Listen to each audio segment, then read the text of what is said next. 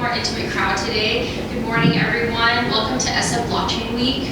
My name is Nancy. I'll be the MC for today for Titans of Tech in this panel. I'm excited to have each and every one of you here for SF Blockchain Week.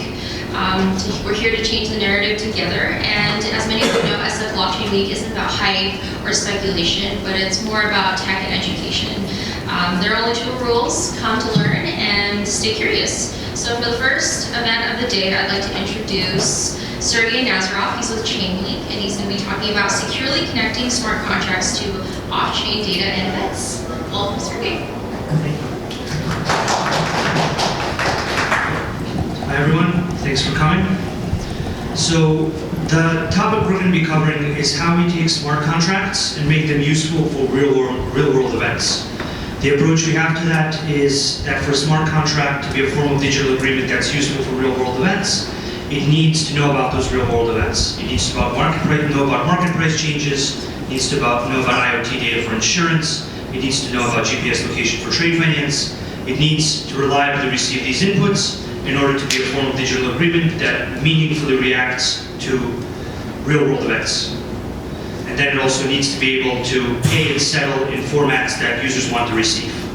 So the fundamental problem that we would need to solve in order to get smart contracts from just doing tokens to being used as a form of digital agreement that is relied upon for all kinds of agreements, everything from insurance to securities to a whole bunch of other interesting forms of digital agreement, is to basically solve the smart contract connectivity problem. That problem is kind of very simple. It's just that smart contracts cannot talk to these events. So smart contracts live within their own network, they function within their own network, and they only have data that's in that network already. So the only data they really have access to on their own is token movements. Without having to have access to any external data about market prices, events, IoT events data, GPS data for shipping, or any other category of data you can think of that relates to a contract, they can't react to it. So basically, we need to find a way to bridge that data into the contract. And we need to do that in a way that the contract remains reliable. Because if we bridge the data into the contract and it becomes unreliable, it's no longer a superior form of digital agreement. So this is the problem that our team and our company is solving. It's the problem of blockchain, basically blockchain middleware. Providing that data to a smart contract while maintaining the security of a smart contract set up end-to-end, right? So what blockchain middleware like Chainlink does is it provides access to critical external data. It allows smart contracts to affect other systems off-chain, whether those are internal systems or whether those are third-party payment systems, institutional, retail. And blockchain middleware also can be used to have contracts on one chain like Ethereum talk to other contracts on other chains like Hyperledger or any other variant of chains. So basically the goal of blockchain middleware is the glue that allows us to create fair and useful smart contracts. That's pretty much the focus of what we're seeking to attain.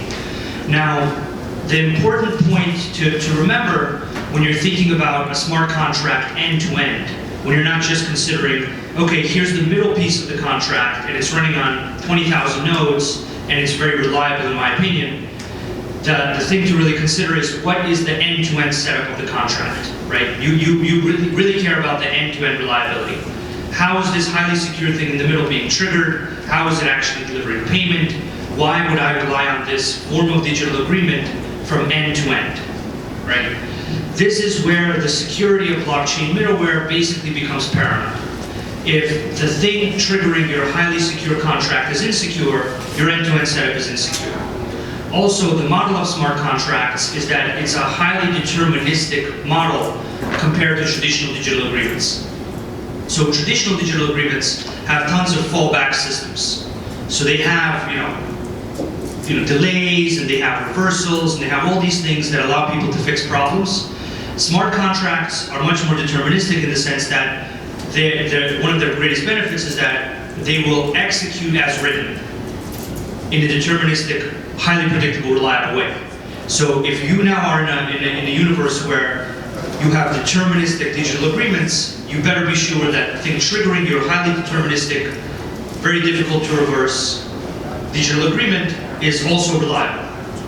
So that the triggering mechanism in this type of universe of digital agreements is even more important than elsewhere. So to solve this problem, you basically look at the security and reliability properties of a blockchain middleware like Chainlink. And you start to think about how can we make the triggering event for a highly deterministic form of digital agreement like a smart contract reliable?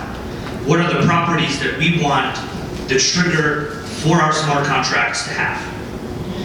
Now we have a defense in depth approach where we apply multiple kind of security strategies at the same time. And what I'm going to do is I'm going to walk through the ideas behind how you would make a reliable, secure Oracle mechanism using decentralization and trusted execution environments. So from the perspective of decentralization and making sure that the trigger you're using for your contract is reliable, the thing you don't want to do is you don't want to have a setup where you have a data provider that's been around for 40 years and is probably relatively secure. You have the contract code being executed in an environment which is considered secure because there's thousands of nodes redundantly performing the same operation, which is the basis of the security of that computation. And then what you don't want to do is you don't want to have a single node that triggers that highly secure network. You have a single node, right? The basis of the security of the smart contract is that it's run redundantly on many nodes. Today, to an extreme degree of decentralization as a premium good. What you don't want to do is you don't want everything lopsided where you have an extreme amount of security on the contract state, but you have an extreme amount of insecurity on the trigger that actually does something to that contract state. Because realistically, I can tell you quite simply, if you make an external, what we call an externally connected contract, this is going to be the attack vector. They're just going to knock out the thing that gives the data to your contract, and your contract can be written very securely, can be run in a secure network, but it won't get the input and it won't function. So the approach to this is the same approach that people used for making smart contracts secure. It's basically a level of decentralization for this part of the smart contract lifecycle. Basically, you would have multiple nodes that are responsible for guaranteeing the reliability of an input. And then within our system, you can buy however many nodes that you want to guarantee that input. So we allow you to variably choose, I feel that I need decentralization of 3 nodes, or 5 nodes, or 10 nodes, or 15, or 20, or 50 nodes, to be comfortable that my input is reliable. Now, this is one of other approaches, but this is, I think, a meaningful approach because it provides similar guarantees to why we think a smart contract is reliable, while in our case giving people the ability to choose how much decentralization they actually want to pay for. In many cases today, people are overpaying for like thousands of nodes of decentralization where they might not necessarily need them. Whereas in this scenario, I mean, one of the interesting problems we're tackling is once you define for people what a secure amount of decentralization is, how do people decide and choose and buy, I want 5 nodes worth of decentralization, or 10 nodes, or 50 nodes for this specific operation in my contract's lifecycle. Now, once you have decentralized essentially the blockchain middleware layer, then you can decentralize the data layer. Then you can say, I want multiple data providers, or I want one data provider, or I want 5 nodes going to one data provider, 5 nodes going to another data provider. But until you decentralize the delivery mechanism for those inputs and make it reliable, you can't really decentralize any side of the inputs. Now, what I think we should do very quickly is we should just walk through an example to put this a bit more in context. So let's say we have a contract where we're paying for delivery of some type of good, whether from a supplier or retailer, some good that we want to pay out automatically because the supplier wants to be paid automatically, and we want to pay them based on successful delivery, and we have metrics we can track.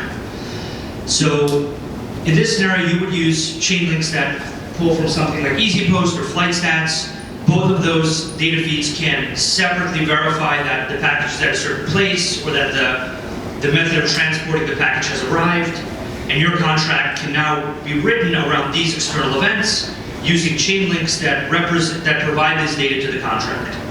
Then once the goods are delivered, you're going to need to pay.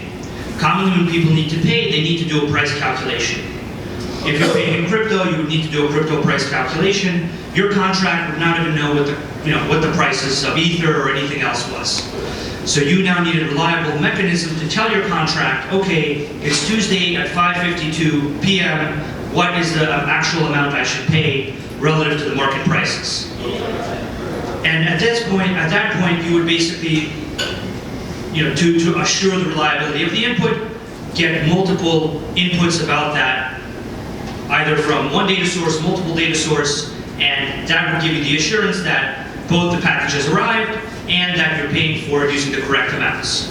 And if somebody wanted to, knock on your externally connected contract, they would have to knock out more and more systems. Just like if somebody wants to mess with the contract state, they have to knock out a massive amount of systems, right? It's essentially the same security model applied to the blockchain middleware layer in order to create externally connected contracts. Then the next thing that blockchain middleware is quite good at is making sure that contracts are able to talk to useful systems. So if this is a large shipment, you're probably going to use institutional banking systems, and you're going to pay out using a traditional banking system to whoever the suppliers are in one or multiple countries. That means you're going to have to send SWIFT payment messages, you're going to have to send any number of different traditional payment methods, because that's the payment method people use today. Will that be the payment method people use forever? Who knows, right? But for the next couple of years, people want to be paid in their bank account. So this is another dimension of what blockchain middleware provides for both retail and for institutional payments. As you can see, the goal here is that you have reliable inputs and you have a method of payment that makes your contract appealing to users. That's basically the main focus of what successful, secure blockchain middleware would achieve. Now, the goal for us is essentially the creation of building blocks that smart contract developers in various chains can use to build their contracts. We feel that once there's a multitude of inputs and outputs that can be built around core smart contract code, we will see a massive increase in the amount of applications that are externally connected and therefore much more useful, right? So if you were to try to build something like Uber, before you had a GPS API, before you had SMS APIs, and before you had payments APIs, the people building Uber, they would write their core Uber code, and then they would need to build 3 new businesses. They would need to build SMS, API, functionality, GPS, and payments capabilities. That's kind of the situation we have today in smart contract land. I'm a good developer, I can write good core code, but when I try to get my contract doing something in the real world or affecting real world changes, I run into a wall. In our opinion, if we remove that wall by creating a multitude of inputs and outputs, kind of pre-made chain links that provide specific inputs into contracts, like in a way that a developer can show up and grab the code of the chain link, drop it into their contract, and they have a market price. Grab the code of the chain link, drop it into their contract, and they have shipping data, right? That's going to allow people to build externally connected applications extremely quickly, and that's going to get us to the place where at least we're very excited about being, which is many highly useful contracts that are doing important things in the real world in a better way than traditional digital agreements, right? So the first approach, as we just chatted about, was decentralization and making sure the inputs are reliable within the scope of the same logic as contracts themselves, which is just redundancy of a mechanism that you want to make reliable. The next piece of our approach to make sure that there's end-to-end reliability is basically the use of trusted execution environments. Trusted execution environments made by companies like Intel, using Intel SGX, are specific. They're basically specific pieces of hardware that have their own memory, they have their own processing power, and they function in a more secure manner than other computation environments. So what that means is if you do computation in a trusted execution environment, that computation is private and more secure. In our case, it's particularly useful because the people operating the Chainlink nodes, you could give them code to run. if they run this code in a trusted execution environment, even the person running the Chainlink node cannot know what they're running. Right? You can give them encrypted code, whether it's smart contract code, or code related to getting data, or code related to doing anything out in the real world. They can receive that code, they can run it for you, but they can never know what that code is, they can never tamper with that code, and the only thing they can do is just turn off their Chainlink, at which point it would become immediately obvious that they're very bad operators and that you shouldn't use them and nobody would use them. So in order to understand a little better why trusted execution is another additional layer in our approach to security, I think it's useful to sort of understand a little more about what it does. What it really does is it creates a separate environment with its own processing and memory that traditional system resources can't inject a vulnerability into, basically. Basically, what it does is it shrinks the attack surface area from other applications, hypervisors, DOS, and a whole bunch of other stuff, and it shrinks it down between just the lowest level of the hardware and your very specific application, right? So it's an interesting approach that we're actively applying to make it so that Chainlink node operators, you can have both decentralization and you can have nodes that are very secure. Once you give them encrypted code to run, once you give them operations to do, the operations will be done in a way that they themselves, the people running the software, couldn't even tamper with that. And so the middleware becomes increasingly secure and reliable. Now, the approach we have to doing this is something called town crier. Town crier basically is the use of trusted execution environments for providing data to blockchains. Now, what town crier does is it receives requests from a user contract, and then it processes those requests within an enclave. So this specific piece of hardware with its own memory and processing capabilities that's isolated from many other vulnerabilities is where the processing of the request by a contract for data actually happens. Then the trusted execution environment reaches out to the relevant data feeds, acquires that data, and returns it back to the contract. So basically, it's very similar to what a traditional Oracle or a traditional Chainlink would do, except in this highly secure environment. And it's a technology that's been built by, in our opinion, some of the smartest people in cryptography and kind of the blockchain space as well, by folks at IC3 and Ari Jules and a lot of great, really bright people. So it's an approach that we're actively adopting to make sure that kind of oracles can function not only in a decentralized way, but also in a highly reliable, trusted execution environment way. Now, the other things that trusted execution environments do is they turn oracles or Chainlinks into good sources of good resources for off-chain computation. Basically, because the Chainlink now runs a trusted execution environment, you can now do off-chain code execution that isn't just about data delivery. You can do off-chain code execution for calculations and any number of other events that people find important, but they can't do on-chain. Maybe because they want to keep that code execution private, maybe because the code execution is too costly or even not possible on-chain. And if you have an environment that is decentralized and also very private, but can do other types of code execution, that is an attractive environment. If that environment also has the data that your contract needs, that's even better. Like I'll give you one good example is, sometimes people want cryptocurrency prices very, very quickly, like they want low latency.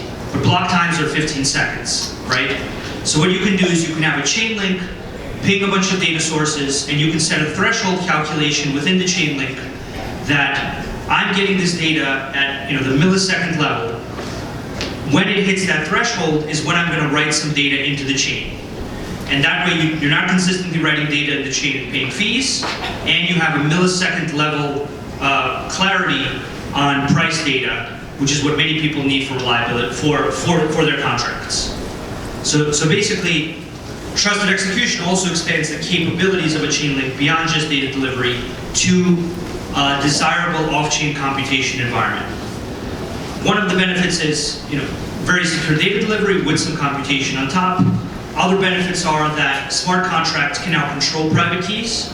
So a trusted execution environment can hold private keys, and then it can receive commands from a contract about signing certain transactions or signing multi-signatures on behalf of that contract. The other thing that it's also very attractive for is these trusted execution environments do have more computational capabilities, and they are much lower cost to run than traditional main chain computations.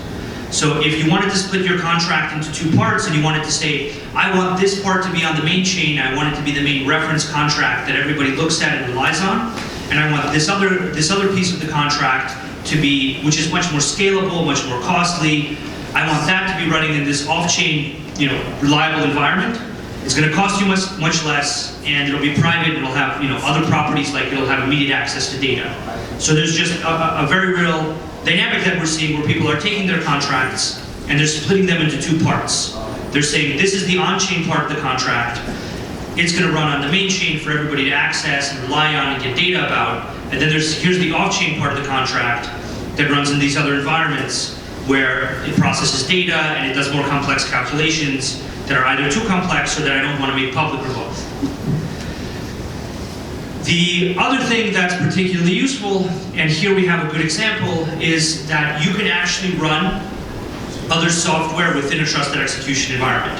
So let's say you had a lottery contract, right?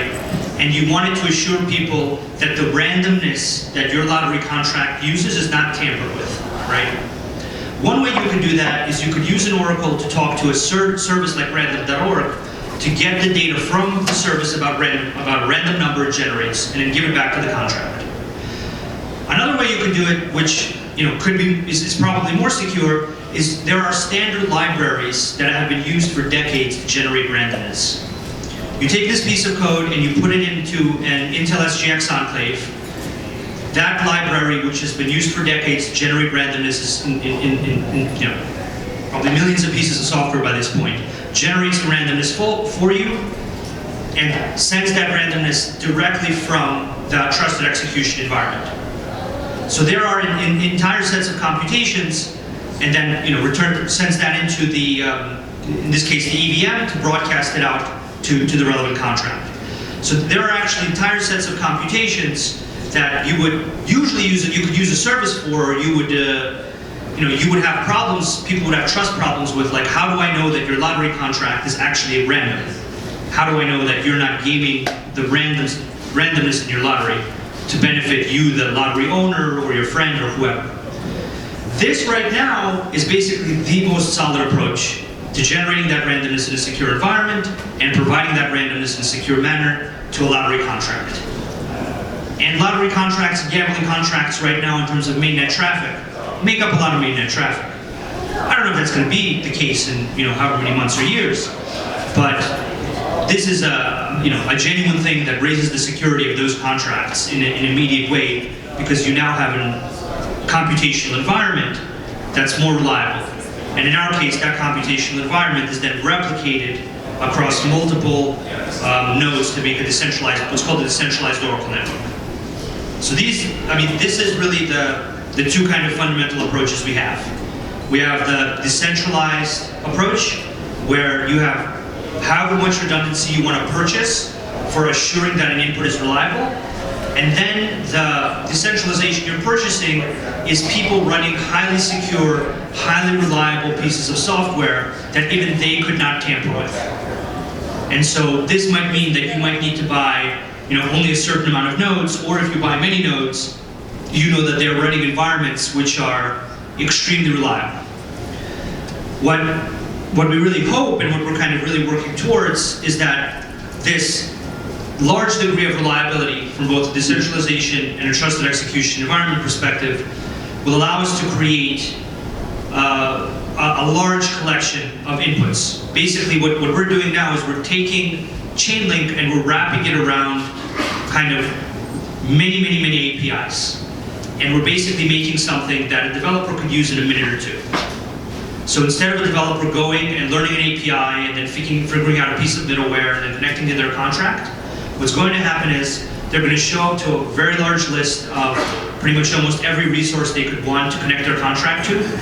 They're going to take a small piece of code from the resource they want on that list. They're going to drop it into their contract, and they're going to have that resource working in their contract without needing to learn the API of the resource, without needing to know anything about, other than that, this is the resource I need, and this is a reliable system, and here are the, for example, the reputation metrics of this node operator who's delivering this resource to me. So, yeah, the goal for us is that we create this large collection of inputs and outputs that takes the smart contract space to like another level of usefulness, beyond just token movement, which is where we personally feel about 80 to 90% of the real use is, and what will allow smart contracts as a whole to become the dominant form of digital agreement. Kind of that's what our company is really trying to move the space towards. Am I good on time, or questions? No questions? Questions? A couple minutes?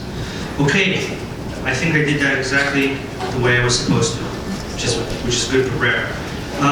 So, yes, questions? What if you have a function to generate prime numbers like your code and put that in your application? What happens if it never reaches the prime number? So basically, the approach we have to the security of our code is we're under MIT license for the core code, and we basically have a very large security community and academic community doing peer review of our code. That's the code responsible for decentralization. The trusted execution environment is something built by companies like Intel. So our code uses an open source, like many eyes on the problem approach. So the problem that you define would be something that would be defined in improvement proposals and refined and looked at from a security perspective.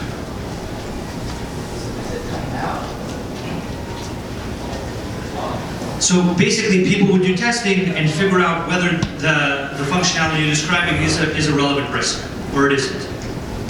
If that makes sense. Okay, I'm glad to answer offline about this specific point, if that helps. Yep.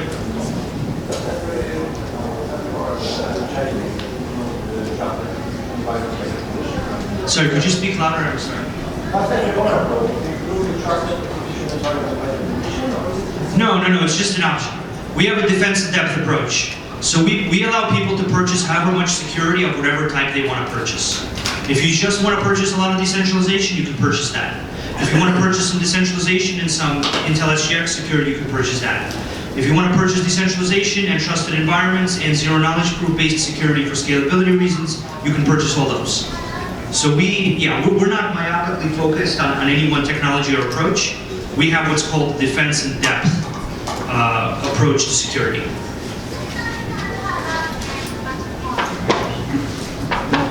Yep. So one question about the Intel SGX stuff. I don't know that much about it, but could you maybe just talk a little bit more about how that would guarantee things? Because in the example with the randomness question, it feels like the entity for the randomness can still have to come from outside the environment somewhere.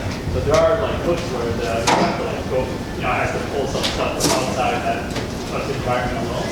Well, you would use a library that generates randomness, and you would assume that that library is reliable because it's in this secure environment. So the library itself is secure, but to generate random number, you need entropy, or you need some random information in the world. And so how wouldn't that come from outside the environment anyway? So someone could hack an entropy source. You could do it that way if you want. You could have some method of doing it internally within the trusted execution environment. Basically, trusted execution environments are relatively new technology, so that's why you probably haven't heard a ton about it. But it's one of many approaches that it's an approach we think has a possibility of being successful in providing certain guarantees.